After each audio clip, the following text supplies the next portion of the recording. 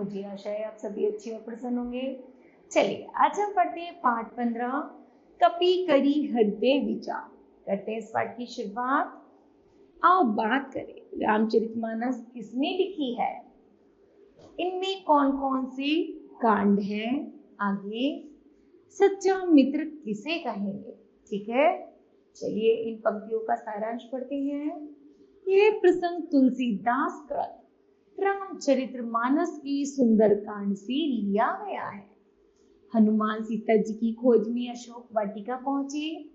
वहां उन्होंने शोक विह्वल सीता जी को देखा। एक घने पेड़ पर बैठकर श्री राम द्वारा दी मुद्रिका सीता जी के सम्मुख गिराई और राम का वृत्तांत गाने लगे। फिर उचित अवसर देखकर वे सीता जी के सामने प्रकट हुए। ठीक है, चलिए आगे करते हैं इन पंक्तियों की शुरुआत। जहां तह गई सकल तब सीता कर मन सोच, मास दिवस बीते मोही मारे निसीचर को। श्री रामचंद्र जी विचार कर रहे हैं, सोच रहे हैं कि मेरी सीता जाने कहाँ चली गई। मास भी दिन बीते, महीने बीते और इस तरह जैसे बीतते जा रहे हैं वो सीता जी को लगातार ढूंढ रहे हैं और कह रहे हैं कि मेरी सीता ना जाने कहाँ चली गई।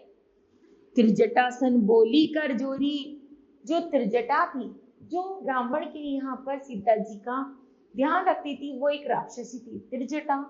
वो सीता जी से बोली, माँ तू विपत्ति संगनी ते मोरी, मैं तेरी हर समय हर विपत्ति में तुम्हारा साथ दूंगी। तजो दे करू बेगी उपाय, दूसरे ब्रह अब नहीं सही जाए। अब मुझसे सहा नहीं जाता कि तुम बिना खाए पिए अपने आप को परेशान, मतलब अपने आप को प्रताड़ित कर रही हो। तो तुम मेरी एक पुत्री के समान हो, तो तुम ऐसा दुख मत करो। आनी काट रचू चिता बनाई, माँ तू अनल पुनि दे ही लगाई। माता कहती है, सीता माता कहती है, यदि कोई मुझे छुएगा तो मैं इस तिनके से अपनी चिता को जला दूंगी। सत्य करई मम प्रीति सयानी, सुने को शर्मा सूल समपानी। अर्थात जो इसको सुन रहा था कि वह हमेशा सत्य पर आधारित थी, तो वो कह रही है कि जैसे उन्होंने मुझसे कहा तो वह एक शूल की तरह चुभ रहे थे। यदि वो सच्चाई बोलती है तो वह एक शूल की तरह प्रतीत हो रहे थे। सुनत बचन पद गाही समझाए सी, प्रभु प्रताप बल सुजसु सुनाए सी। जिस तरह वह वचन सुनती है वैसे ही वचन जाकर वह अपने प्रभु को सुना देती है। निजी न अनल मिन सुन सुकुमारी, यह कोई एक ऐसी राजकुमारी नहीं है जो तुमसे परेशान होकर तुम्हारे से विवाह कर लेगी। अर्थात अस्कई जो निज भवन से डाली, इसी मरना मंजूर है लेकिन त्याग करना मंजूर है, लेकिन किसी और से विवाह करना मंजूर नहीं है। कह सीता विधि भा प्रतिकूला, मिलई न पावक मिटाई न सूला। अर्थात सीता जी कहती हैं कि मुझे ऐसे ही प्रतिकूल रहना पसंद है और मैं मिट जाऊंगी, लेकिन मैं अपना सर्वस्व समाप्त कर दूंगी, लेकिन मैं किसी से भी नहीं डरकर रह सकती हूँ। देखत प्रकट गगन अंगारा, जैसी वह उनके पास आती है वैसी आग की तरह जलने लगती है। अवनी न आवत एका उतारा, कि मेरे पास कोई भी नहीं आ सकता क्योंकि मेरे पास एक ऐसी शक्ति है कि मैं उसे जलाकर भस्म कर सकती हूँ। पावक में ससी श्रावण आगी, मानो मोह जली हत भागी। सब जान चुके थे जो सीता माता है वो एक आग से बनी हुई एक अंगारे की तरह है, इसलिए कोई भी उनके पास जाना नहीं चाहता। सुने विनय मम विटप अशोका, सत्य नाम करो हरु मम शोका। अर्थात इसलिए वो एक उसी वन में, अशोका वन में ही विहार करती हैं और वहीं पर ही अपने प्रभु राम को याद करती रहती हैं। नूतन किसले अनल समाना, देही अग्नि जानी कर ही निदाना। वो कह रही है कि चाहे इस वन में कितने नूतन फल क्यों ना आ जाए, कितनी वो मुझे सुंदरता से मोहित क्यों ना कर ले, लेकिन मैं श्री राम जी को नहीं बोल सकते। देखी परम विरह कुल सीता, सोचन कपही कलप संबीता। अर्थात जैसे ही राम जी द्वारा भेजे गए दूत हनुमान जी जैसे ही उस अशोक वाटिका से आते हैं तो वो देखते हैं कि जो ये अंगार में बैठी है शायद वही सीता माता है। उन्हें सीता माता को पहले कभी नहीं देखा था, केवल वो अनुमान लगा रहे हैं कि शायद यही सीता माता हो सकती है। कपि कृपा हृदय विचार दीन मुद्रिका डारी। जब हनुमान जी बैठकर विचार करते हैं कि शायद सीता माता यही हो सकती है जो राम का भजन करती है, गृह में है, शोककुल में है, तो वो क्या करते हैं, श्री राम जी के द्वारा लाई गई मुद्री को सीता माता के आगे डाल देती है। जनु अशोक अंगार दीन हृदय उठी कर गए।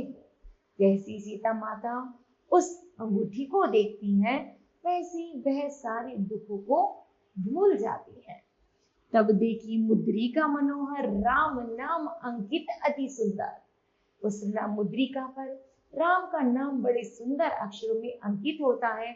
उसे देखकर वो बहुत खुश हो जाती हैं। चकित चित्तव मुद्री पहचानी हर्ष विषाद हृदय अकुलानी। उसे देखकर वह खुश हो जाती है, ये तो मेरे राम की अंगूठी है, लेकिन यह आई कहां से। उसके लिए वह बहुत दुख पश्चाताप भी करती है। जीती को सकई अजय रघुराई माया ते असी रची ना जाए। अब वह सोच रही है कि शायद रावण ने कोई ऐसी माया तो नहीं रची मुझे फंसाने के लिए कि यह मुद्रिका मुझे लाकर दे दी हो। सीता मन विचार कर नाना मधुर वचन बोले हनुमाना। जब सीता जी विचार करती हैं तब बड़े मधुर स्वर में हनुमान जी आते हैं और उनसे बोलते हैं। रामचंद्र गुण बरने लागा सुनई सीता कर दुख भागा। तब हनुमान जी क्या करते हैं, जब सीता जी हनुमान जी की बात नहीं सुनती तो हनुमान जी राम जी का गुणगान करने लगते हैं। राम जी का गुणगान करते ही सीता माता उनको पहचान जाती है और ऐसा लगता है उनका गुण सुनते ही जैसे उनका दुख कुछ कम हो गया है। लागी सुने श्रवण मन लाई आदि ते सब कथा सुनाई। फिर हनुमान जी उन्हें सारी कथा सुना देते हैं। श्रवण मृत जे ही कथा सुनाई कही सो प्रकट होती किन भाई। और वह जैसे हनुमान जी सीता माता को सारी बात बताते हैं तो सीता माता का हृदय और भी ज्यादा प्रफुल्लित हो उठता है। तब हनुमंत निकट चली गए हो फिर बैठी मन विस्मय बहो। और सीता माता कहती है हनुमान जी से, तुम यहाँ से जल्दी से चले जाओ कहीं तुम पकड़े ना जाओ। और वह फिर अपने मन को शांत करके बैठ जाती है। रामदूत में मातु जानकी। रामचंद्र हनुमान जी कहते हैं कि मुझे ऐसे कोई नहीं पकड़ सकता, मैं तो राम का दूत हूँ माता जानकी, सत्य शपथ करुणा निधान की। यह मुद्रिका मातु में आनी दीनी राम तुम कह सही दानी। और ये जो मुद्रिका मैंने तुम्हें दी है ये मुझे प्रभु राम ने तुमको देने के लिए दी है। नर बानरी संग कहूं कैसे, ना तो मैं बानर हूं और ना मैं नर हूं, तो तुम्हारा संग रामचंद्र जी से कैसे हुआ। सीता माता उनसे पूछती है, कही कथा भई संगति जैसे। फिर हनुमान जी उन्हें सारी कथा बताते हैं। कपि के वचन सप्रेम सुनी उपजा मन विश्वास। जैसे ही सीता माता हनुमान जी के सारे वचनों को सुनती है तब उनके मन में कहीं जाकर एक विश्वास जागृत होता है। जाना मन कर्म वचन यह कृपा सिंधु करदास। और फिर वह मन और कर्म वचन से हनुमान जी कर्म में लग जाते हैं और सीता माता को भी थोड़ी सुख की अनुभूति महसूस होती है। इस तरह यह एक सुंदरकांड का एक कुछ पंक्तियां हैं बच्चों जो यहाँ पर दर्शाई गई है।